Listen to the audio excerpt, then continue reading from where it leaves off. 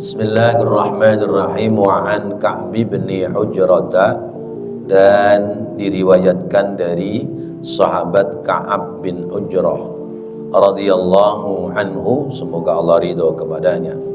Qala, beliau berkata, qala Rasulullah sallallahu alaihi wasallam, telah bersabda Rasulullah sallallahu alaihi wasallam, ya Ka'b bin Ujrata, wahai Ka'ab bin Ujrah, innahu, sesungguhnya, la yadkhulu, tidak akan masuk surga, la yadkhulul jannata, tidak akan masuk ke dalam surga, lahmun, daging, wadamun, dan darah, nabata, yang tumbuh dan berkembang, ala suhtin, atas usaha dari yang haram.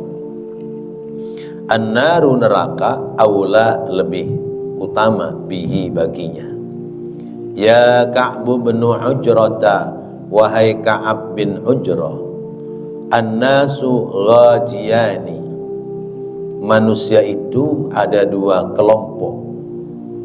Faghadin, maka ada yang melepaskan diri, fi fakaki nafsihi, dari belenggu dirinya, fa mu'tiquha, lalu ia membebaskan nafsunya.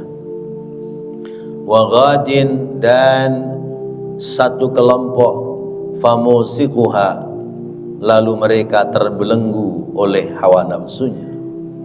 Ya Ka'b bin Ujrata, wahai Ka'ab bin Ujrah, as-salatu qurbanun, was-sawmu junnatun, was-sadaqatu tudfi'ul khati'ata.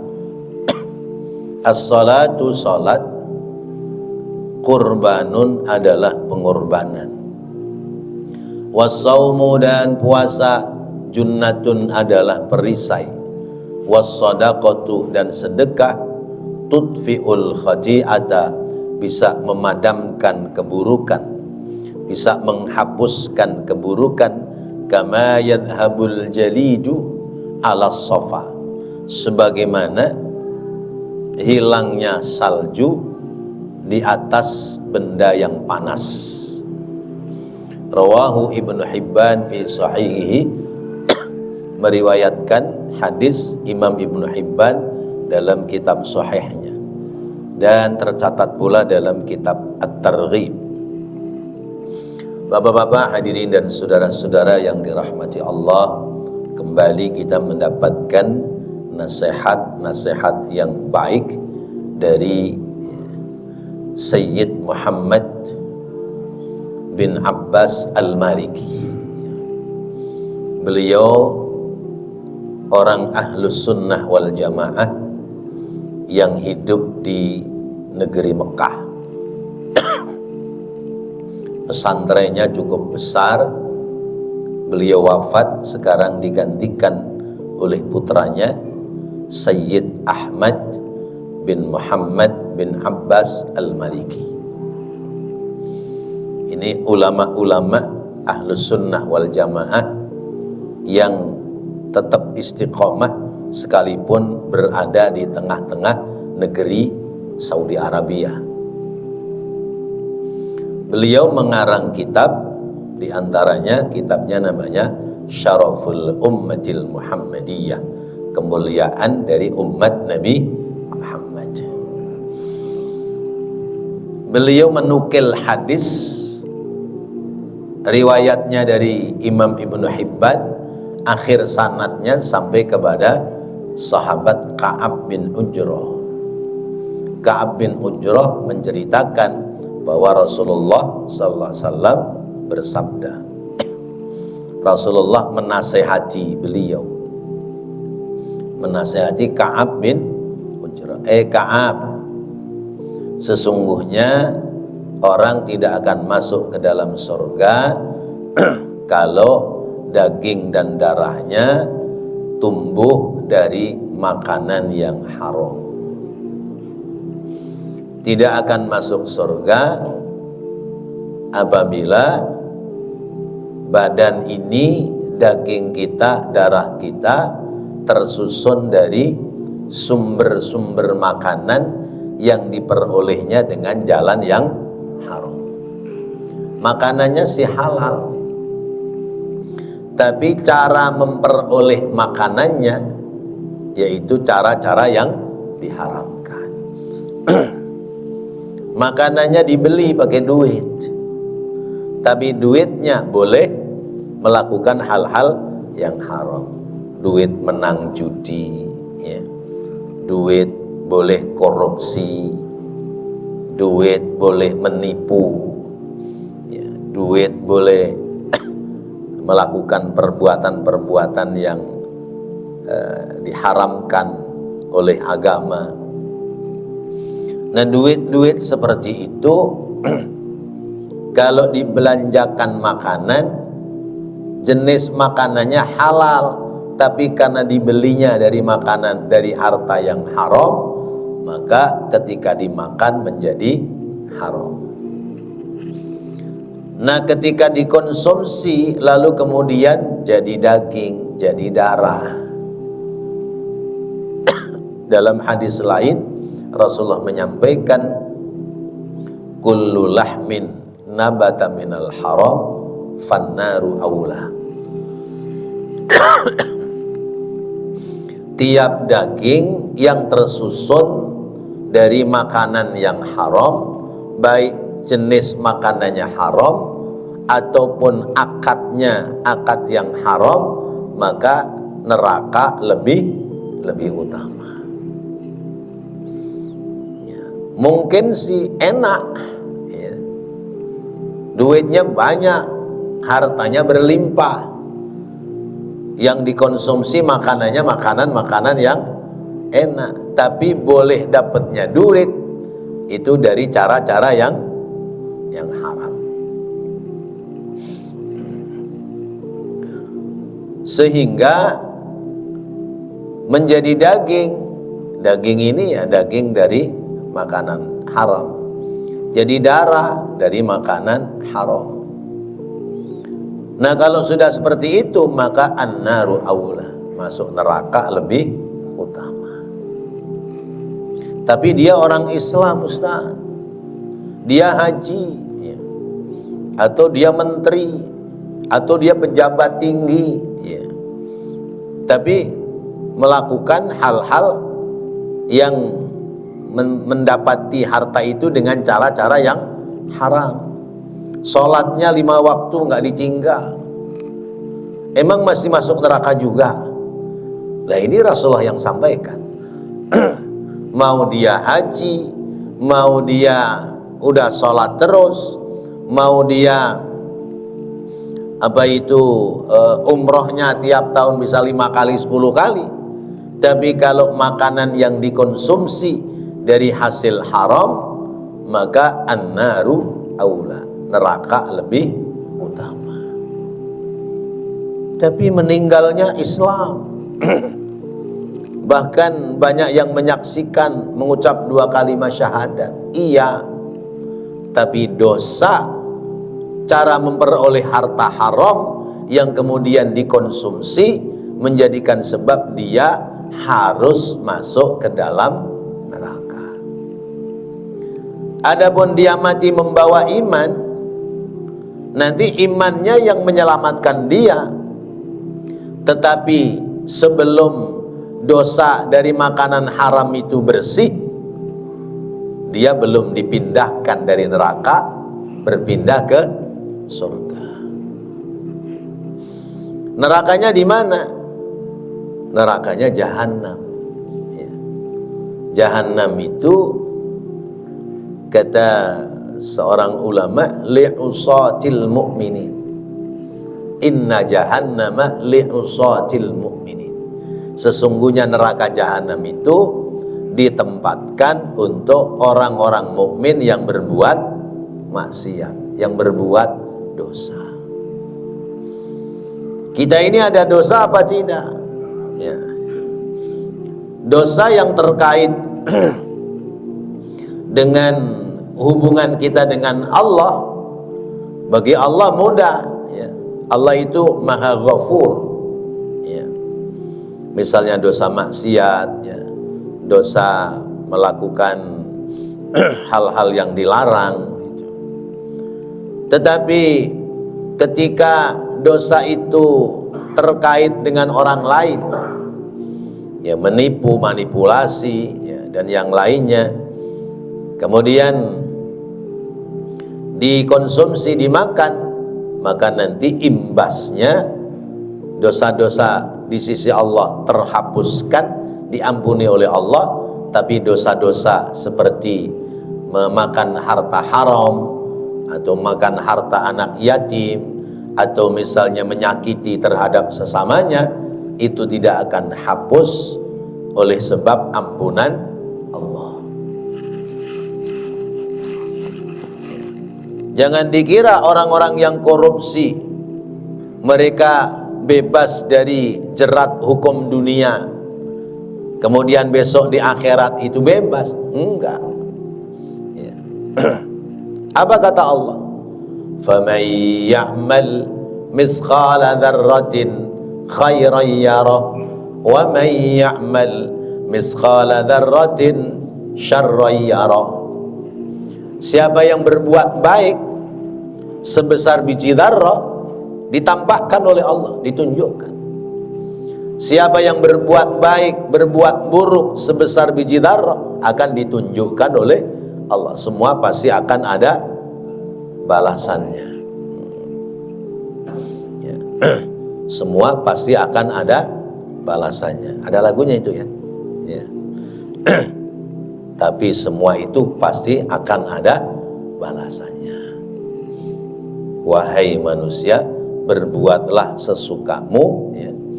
Tapi ingat, ya, bahwa nanti semua itu bakal ada balasannya. Maka kita hidup ini seperti sedang berpesta, ya. Pesta itu akan berakhir apa enggak? Akan berakhir. Pesta pasti berakhir. Maka sebelum pesta itu berakhir, ya, cuci piringnya, cuci gelasnya, bersihkan tempatnya, sehingga ketika nanti pesta berakhir, semua sudah dalam keadaan bersih. Kalau semua sudah dalam keadaan bersih, ya, aman kita. Aman. Karena hidup ini kita sedang dikasih pinjam oleh Allah, ya. Kita dikasih pinjam sama Allah. Sampai batas mana nggak dikasih tahu. Kalau dikasih tahu pada ketakutan, nggak doyan makan, ya. Jatahmu besok jam 10 pagi habis, udah ini malam nggak bisa tidur dia.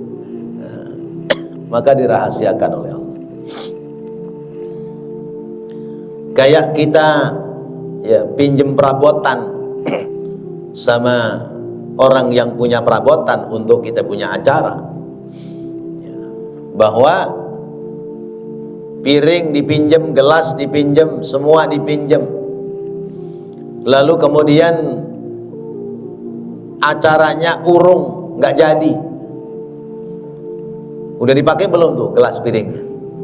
Belum. Kotor apa enggak? Enggak, orang belum dipakai. Itu ibarat seperti bayi lahir jebrol, beberapa hari kemudian meninggal. Maka dalam keadaan bersih. Bersih itu. Ketika diambil oleh yang punya, piring, gelas, sendok, dan yang lainnya masih tetap dalam wadahnya yang bersih, aman. Yang kedua, dikasih pinjam, ya, sampai sekarang sudah ada yang 50 tahun, ada yang sudah 60 tahun. Ayah Soha udah berapa tahun? 63 tahun, udah umur Rasulullah. Nah, berarti sudah kita pakai lama, ya. Gelas, piring, sendok sudah lama kita pakai. Maka begitu pesta selesai, segera dicuci. Gelasnya dicuci, piringnya dicuci, sendoknya dicuci, ditata rapi di tempat wadah semula. Sebelum yang punya ngambil minta, kita sudah pulangkan karena waktunya sudah selesai. Itu artinya kita punya persiapan menjemput datangnya malakul maut. Atau misalnya kita belum sempat memulangkan ketika yang punya datang, lalu kemudian mengambilnya, kata kita alhamdulillah, untung sudah bersih. Begitu. Nah, kita kudu bersih-bersih ini, ya. Karena kita nggak tahu kapan pinjaman umur ini akan diambil kembali oleh Allah. Ya. Jangan macam-macam dah kalau udah banyak umur. Ya. Ya. Semacam aja dah. Ya. Semacam itu jalannya tinggal rumah, masjid, masjid, rumah, rumah, masjid. Udah. Sekarang mau ngapain? Mau kerja, udah pensiun, ya. Seragam kerja udah dilipat semua di lemari, udah lama nggak dipakai, ya. Sepatu udah pada nyoplok karena nggak dipakai-pakai, kaos kaki udah pada hilang. Ya. Jangankan baju seragam, celana seragam, sepatu, kaos kaki, ya.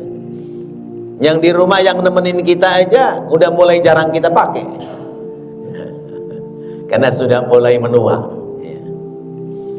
Terus mau ngapain? Kalau kita di rumah doang paling ya nonton TV, capek ganti HP, ya. Capek ngantuk belonjoran, ya. Belonjoran pegel, pindah duduk bikin kopi, ya. Nonton TV lagi, udah muter-muter itu doang, sudah nggak ada kerjaan lain. Iya. Mau kayak orang-orang mengejar dunia, tenaga kita sudah nggak mampu. Maka udah persiapan gelas, piring, sendok yang dipinjamkan kepada kita, kita harus cuci mulai sekarang. Kita cuci sehingga saatnya diambil kembali kita sudah siap. Ada pula orang model ketiga, pinjam gelas, piring, sendok, pesta sudah berlalu, tapi nggak dicuci-cuci, berantakan itu di dapur, ya. Sampai kemudian sisa-sisa makanannya berkerak itu, ya.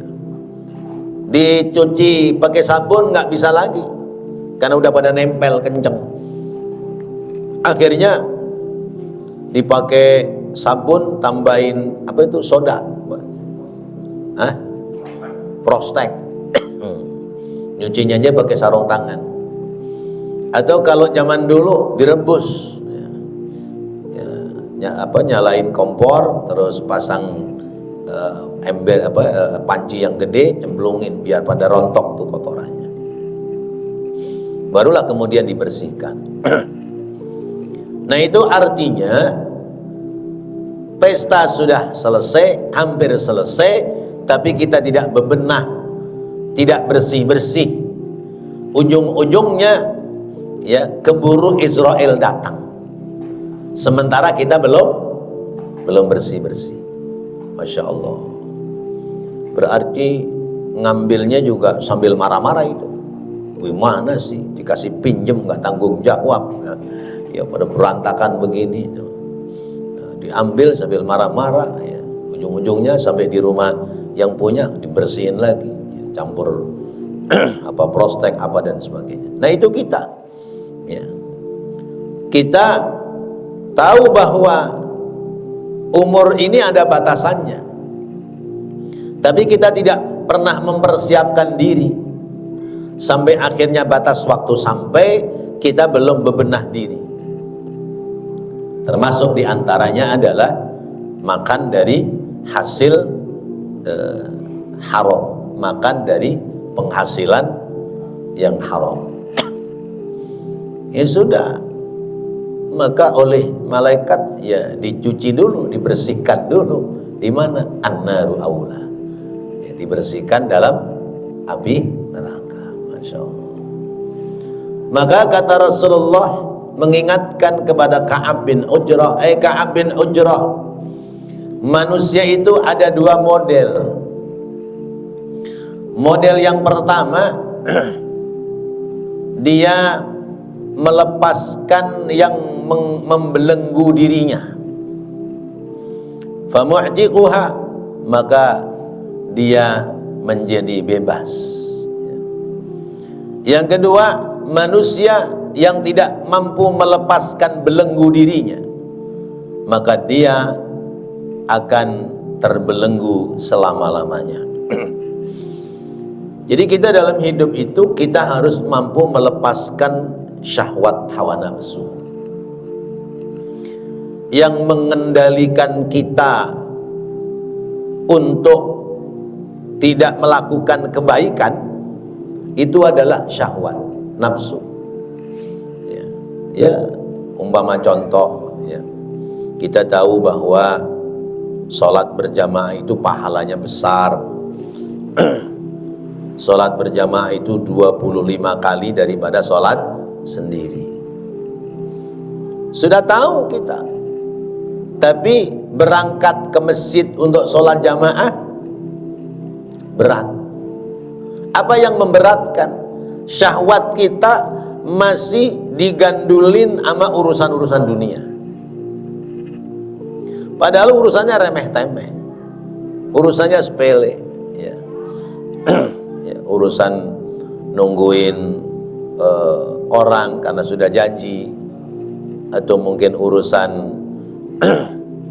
jual beli, ya, padahal bisa ditunda sesudah sholat berjamaah, atau misalnya urusan timbang sedang main apa itu di HP, ada mainan-mainan di HP, ya, Legend apa, iya, Mobile Legend apa, atau Roblox gitu ya. Cucu saya itu pinter banget Roblox tuh, saya nggak ngerti itu begitu-begitu. Itu sibuk aja. Akhirnya Allah memanggil, kita nggak jalan. Siapa yang menghalangi itu? Nafsu kita sendiri, syahwat kita. Maka ada orang yang mampu membebaskan belenggu nafsunya, selamat dia. Tapi ada orang yang tidak mampu membebaskan belenggu nafsunya, celaka dia. Masya Allah. Datang ke majelis ta'lim, sudah dijelaskan oleh Rasulullah, pahalanya cukup besar, pahalanya luar biasa, lebih baik daripada sholat 1000 rakaat, lebih baik daripada nengok orang sakit 1000 orang, lebih baik daripada mengantarkan jenazah orang mukmin 1000 orang. Dalam setahun aja kita nggak mungkin bisa mampu ngantar jenazah 1000 orang. Itu cukup dulu sakasa'atan fi majlisil ilmi, dudukmu sesaat dalam majelis ilmu. Tapi Masya Allah, berat. Nah, apa yang memberatkan? Ya ada beberapa hal seperti yang pernah saya sampaikan, ya. Mungkin materinya nggak menarik, ya, atau mungkin gurunya ya tidak menarik, ya, atau mungkin teman-temannya nggak ada yang akrab, ya, atau mungkin memang dasarnya malas itu. Nah, malas ini kan berarti kan syahwat nafsu, ya. Akhirnya lebih mementingkan hal lain ketimbang thalabul ilmi. Padahal kata Al-Habib Abdullah bin Alwi Al-Haddad dalam kitab An-Nasaihid Diniyah wal Wasayal Imaniyah, beliau menyampaikan orang bodoh wajib menuntut ilmu, orang yang berilmu wajib mengamalkannya. Maka ketika orang bodoh itu tidak mau menuntut ilmu, seperti seorang karyawan yang dia dikasih catatan tata tertib dalam bekerja, ya, tapi karena tidak bisa membaca maka tidak dibaca, ujung-ujungnya tidak mengikuti tata aturan dalam bekerja sebagai karyawan. Dipecat apa dipertahankan? Pecat, ya. Orang dikasih kertas, ini loh tata tertib, wajib ini, wajib ini, wajib ini, larangannya ini, dilarang ini. Tapi karena nggak ngerti baca, diterima doang. Ya, bos, makasih ya bos. Ya, udah dilipat taruh. Ya, dia kerja nggak mengikuti aturan main dari majikan, pecat. Ya, Masya Allah. Yang satu orang berilmu tapi tidak diamalkan, menyepelekan akan ilmunya. Dikasih aturan oleh majikan, gua udah tahu, nggak pakai dibaca. Ujung-ujungnya dia tidak mengikuti aturan dalam bekerja, pecat juga. Masya Allah. Maka orang bodoh wajib menuntut ilmu, dan orang berilmu wajib mengamalkan ilmu. Orang duduk dalam majelis ilmu, kata beliau, akan diberikan tambahan nilai keberkahan. Ya. Allah telah memberikan rezeki kepada seluruh makhluk. Wa ma min dabbatin fil ardi illa 'ala Allahi rizquha wa ya'lamu mustaqarraha wa mustawda'aha. Ya. Tidak ada makhluk di bumi ini, ya, semuanya kecuali Allah yang memberikan rizki kepada mereka. Wa ya'lamu mustaqarraha wa mustawda'aha, dan Allah tahu, ya, sumber rezekinya di mana. Allah tahu juga kapan rezeki itu harus sampai. Semua dibagi. Tapi orang-orang yang menuntut ilmu, orang-orang yang mengamalkan ilmu dengan baik, maka diberikan rezeki berlebih. Ada dua keberkahan, ya, keberkahan pada umumnya sebagai seorang makhluk. Yang kedua keberkahan karena sebab mengikuti tata aturan Allah Subhanahu wa ta'ala. Itu kehidupan. Maka ada orang yang bisa membebaskan diri dari syahwat nafsunya sehingga selalu bergerak menuju apa yang diperintah oleh Allah. Hayya 'alas shalah, berangkat. Hayya 'alal jihad, berangkat. Jihadnya nggak usah jauh-jauh, duduk di majelis ta'lim itu udah jihad. Ya, bukan ngerakit bom jalan ke Tanah Abang, diledakin di sono. Itu bang bukan jihad mati syahid, itu jihad mati sangit gitu. Tapi ada pula ghadin famusikhuha, ada orang-orang yang terbelenggu oleh hawa nafsunya, maka dia tidak bisa bergerak menuju pada nilai-nilai kebaikan. Orang yang nggak sholat, tahu nggak kalau nggak sholat itu dosa?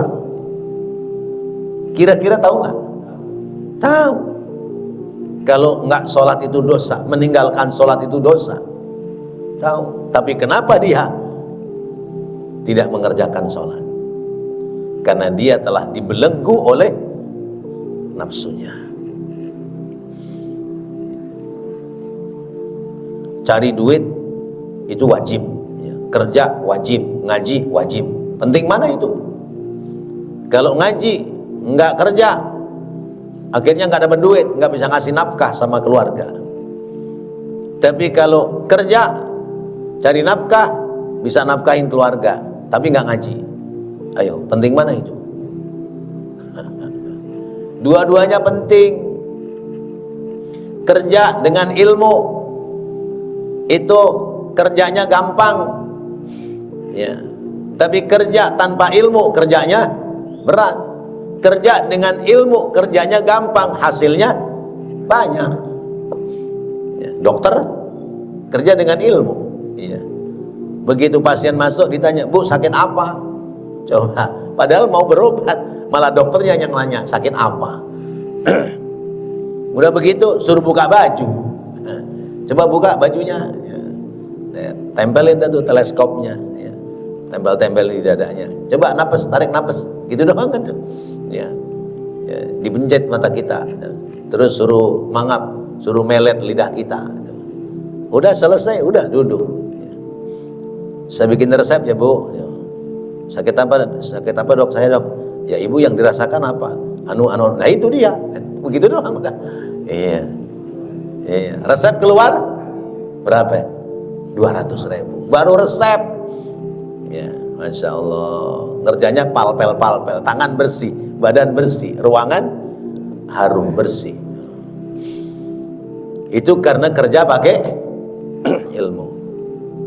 Coba orang kerja tanpa ilmu, mengandalkan tenaga, kerjaannya berat, hasilnya sedikit. Ya Allah. Maaf, umpamanya kerja tukang sampah, ya, kerjanya kan masya Allah itu pagi-pagi subuh, habis subuh udah narik gerobak, ya, udah dari gang ke gang tuh diambilin tuh sampah tuh, udah mana bau, ya, ya. Ya Allah, gajinya berapa sebulan? Hah? 1,5 juta. 1,3 sebulan. Ya Allah. Jauh di bawah UMR. Kerjanya masya Allah. Maka kalau ada tukang sampah mungut sampah kita keluar, jangan ngelemparin sampah doang ke gerobaknya, ya, ngelemparin juga dari kantong kita, kesian. Ya, Mang, nih Mang, buat jajan. Ya, berapa goceng kayak 10.000 kayak gitu. Tuh, biar mereka juga perhatiin sama sampah kita. Kalau udah begitu depan sampah gitu, udah sampah kan begitu. Ya Allah. Jadi orang bodoh wajib nuntut ilmu. Orang berilmu wajib mengamalkan ilmu. Udah, nggak ada lain. Tapi kita terbelenggu oleh syahwat hawa nafsu kita, sehingga kita tetap ada dalam kebodohan. Kita terbelenggu oleh syahwat hawa nafsu kita, akhirnya kita punya ilmu tapi kita tidak amalkan. Sudah tahu sholat itu wajib, kalau ditinggalkan dosa, kenapa masih mau meninggalkan sholat? Itu kan namanya terbelenggu oleh syahwat hawa nafsu. Masya Allah. Jadi manusia ada dua golongan. Golongan pertama, orang yang bisa membebaskan hawa nafsunya. Orang kedua, orang yang terbelenggu oleh hawa nafsu. Ciri-cirinya bagaimana? Ya lihat aja di sekitar kita. Kalau orang itu begitu ada panggilan ibadah, berangkatnya cepat, semangat, berarti dia sudah terbebas dari belenggu syahwat hawa nafsu. Tapi kalau orang rumahnya sekitar masjid, tapi ada panggilan Allah untuk ibadah, nggak berangkat ibadah, jangan-jangan dia termasuk orang yang terbelenggu oleh syahwat hawa nafsu. Jadi ngelihatnya gampang. Lihatnya gampang. Nah, semua itu harus terlatih dari awal, ya. Dilatihnya dari zaman anak-anak, ya. Anak-anak itu harus dekat dengan masjid, dengan musola. Biarin berisik-berisik dikit nggak apa-apa. Pada selawatan, pada apa, ya. Kadang-kadang rebutan mic, akhirnya mic-nya buat nimpuk. Ada begitu. Iya. Tapi biarin, jangan diomel-omelin mulu, karena dia sudah mulai enjoy di masjid, enjoy. Tapi kalau kita omel-omelin, mereka di masjid nggak asik, domelin mulu sama orang tua. Akhirnya pindah ke itu apa, PS apa namanya, sewaan apa? PlayStation tuh apa namanya? Iya. Nah iya, tahu kepertigaan nyari wifi gratis pada mainan HP. Berlima sih ketawanya masing-masing, ya. Ya Allah. Nah itu biarin dah, bercanda-bercanda dikit gak apa-apa, kita arahkan, kita bimbing. Sebab yang terlatih dari kecil saja kalau salah pergaulan bisa berbelok, tidak lagi kenal masjid musola. Apalagi yang dari kecil memang tidak pernah ke masjid, ke musola. Ngontrak baru di kampung ini, memang dasarnya dari kecil tidak dikenalkan agama. Kata istrinya, "Mas, sono kayak ke masjid." Tuh orang-orang maghrib pada jalan ke masjid. Malu tuh. Udah ke masjid sono, ntar sholat ikut aja, ikut orang tuh. Orang sholat 3 rakaat, udah ikut aja 3 rakaat.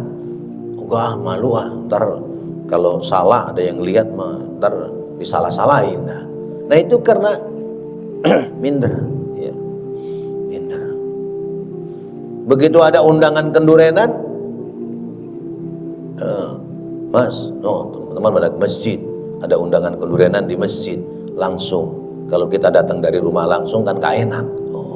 Mestinya begitu. Ya nggak? Iya. Kalau ngundangnya jamaah masjid, kalau kita nggak berjamaah isya, berarti kan nggak keundang. Iya, malu kita jalannya. Tapi karena selesai sholat isya diumumin sama imamnya, ya udah kita berangkat aja udah. Masya Allah. Nah itu keuntungannya. Jadi harus terlatih dari awal. Harus terlatih. Kalau kita ditempatkan oleh Allah di tempat di mana di situ banyak orang ahli ibadah, bersyukur kita. Kenapa? Langkah kita ibadah menjadi lebih ringan karena banyak teman. Coba kalau misalnya kita tinggal di satu tempat yang orang jarang ibadah, masjid ada, tapi nggak ada orang datang ke masjid, sampai yang namanya karpet itu debunya setengah senti, karena nggak dipakai-pakai. Nah, kita mau datang temennya nggak ada, coba bagaimana?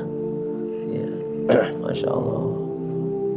Makanya ada yang mengatakan, udah pokoknya kalau lingkungan umat Islamnya itu masih banyak, sekalipun mungkin 1-2 ada yang munafik, nggak apa-apa, karena yang mayoritas itu menjadi semangat kita untuk berbuat kebaikan. Tapi kalau minoritas, ya orang Islamnya sedikit, ya, itu kita khawatir ya, menjadi sorotan pemandangan dari orang lain agama.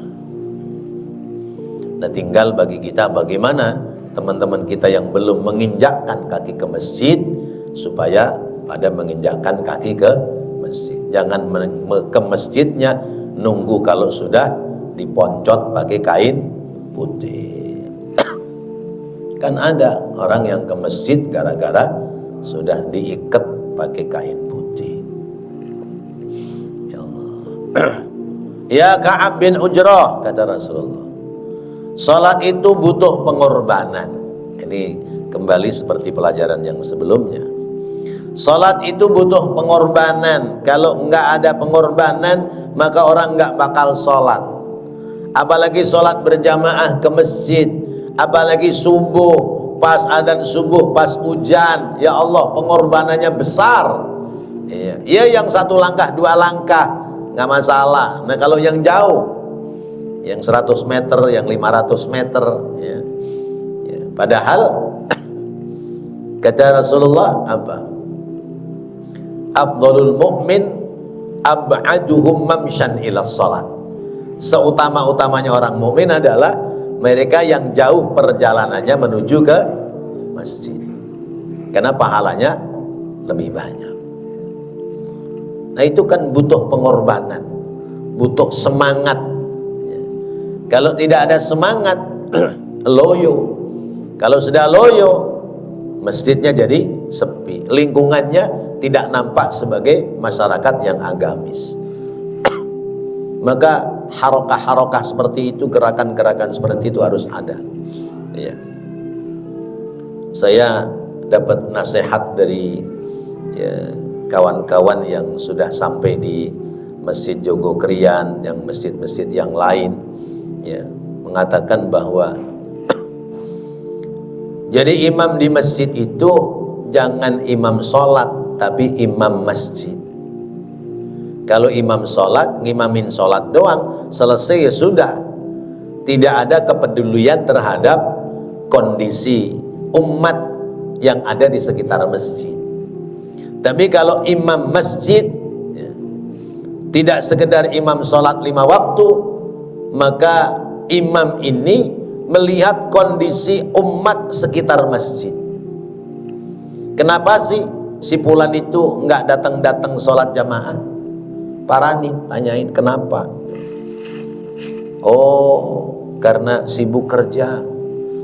Kalau nggak kerja repot, nggak bakal dapat rezeki buat ngurusin keluarga.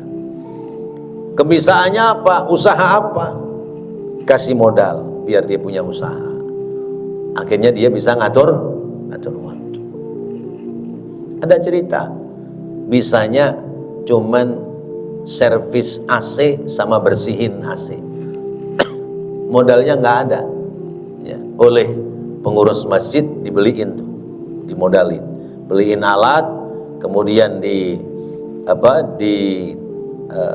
tatar kembali.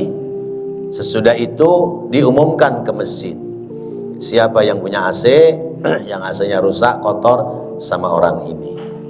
Dari grup ke grup, ya, dari WA ke WA. Akhirnya karyawannya sampai 5 atau 7 orang.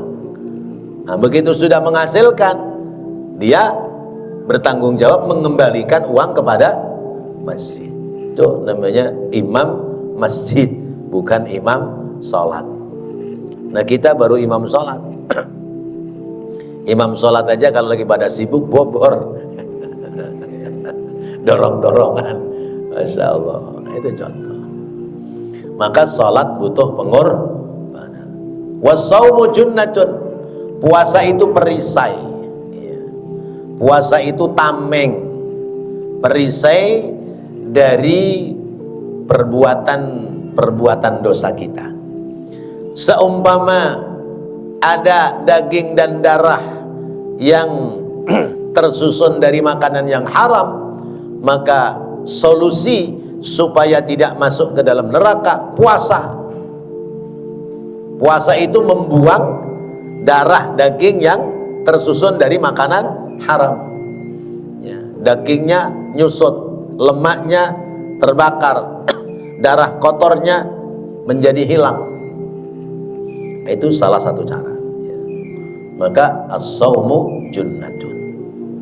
Was-shadaqatu tudfi'ul khati'ata, dan sedekah itu bisa menghapuskan kemurkaan, bisa menghapuskan keburukan, ya, bisa menghapuskan kesalahan kita. Jadi kesalahan kita, dosa kita kepada Allah bisa hapus lewat sedekah. Sebagaimana ya lumernya salju, ya, lumernya es batu ketika nempel di tempat yang panas. Ya, ketika kena panas maka salju itu lumer. Sama juga, ya, ketika sedekah maka dosa itu lumer sebagaimana ya es batu terkena panas. Wallahu a'lam bishawab. Mudah-mudahan apa yang kita dapati pelajaran malam hari ini menjadi ilmu yang bermanfaat untuk bisa kita amalkan dalam kehidupan kita sehari-hari. Rabbana taqabbal minna innaka antas sami'ul alim wa tub 'alaina innaka antat tawwabur rahim. Rabbighfir warham wa anta khairur rahimin. Wa sallallahu ala sayyidina Muhammadin wa ala alihi wa sahbihi wa sallam. Walhamdulillahi rabbil alamin. Wassalamu alaikum warahmatullahi wabarakatuh.